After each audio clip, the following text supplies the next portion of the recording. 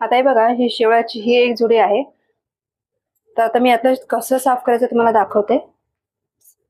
हे बघा, आता हे जे आहे याचं वरचं साल आपल्याला काढून घ्यायचं आहे.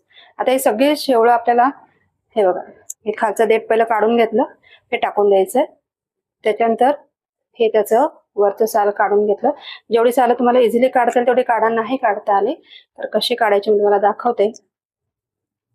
हे बघा, हे काढून घ्यायचं.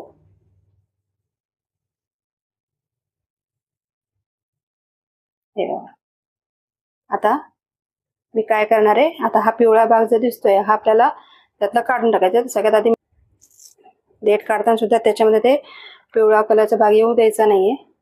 हे वरचं साल काढून घ्यायचं. हे बघा, आता हे सेपरेट झालेलं आहे. हे आपण भाजीमध्ये घालणार आहोत. हे मी बाजूला ठेवून देते. आणि हा जो पिवळा भाग आहे हा आपल्याला काढून टाकायचा आहे. हा भाग काढून टाकला तर शेवळं अजिबात खवखवत नाहीत. योग्य पद्धतीने जर शेवळ्याची भाजी केली तर अजिबात खवखवत नाही. अतिशय पौष्टिक असते ही भाजी. या दिवसातच, पावसाच्या दिवसातच मिळते. आणि या पद्धतीने मी करून खाऊन बघा, तुम्हाला फार आवडेल.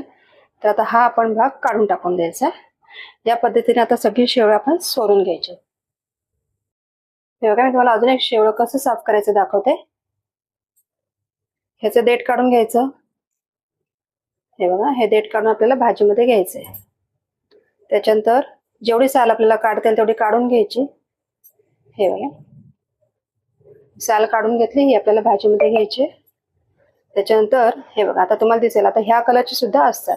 हे कलर वेगळे असतात. आपण मगाशी बघितलं त्याचा असा क्रीमिश कलर होता, थोडा येल्लोइश असा, आणि हा चॉकलेटी कलर आहे. असे वेगवेगळ्या कलरचे शेवळं असतात. याचा सुद्धा आपण पिवळा भाग काढून घेतला होता. ह्याचा सुद्धा आपल्याला पिवळा भाग काढून घ्यायचा आहे. हा कलर आला म्हणून घाबरायचं नाही, हे सुद्धा आपल्याला घ्यायचंय. हे बघा, हे मी याचं काढून टाकलं. या पद्धतीने ही सगळी शेवळं मी आता साफ करून घेणार आहे.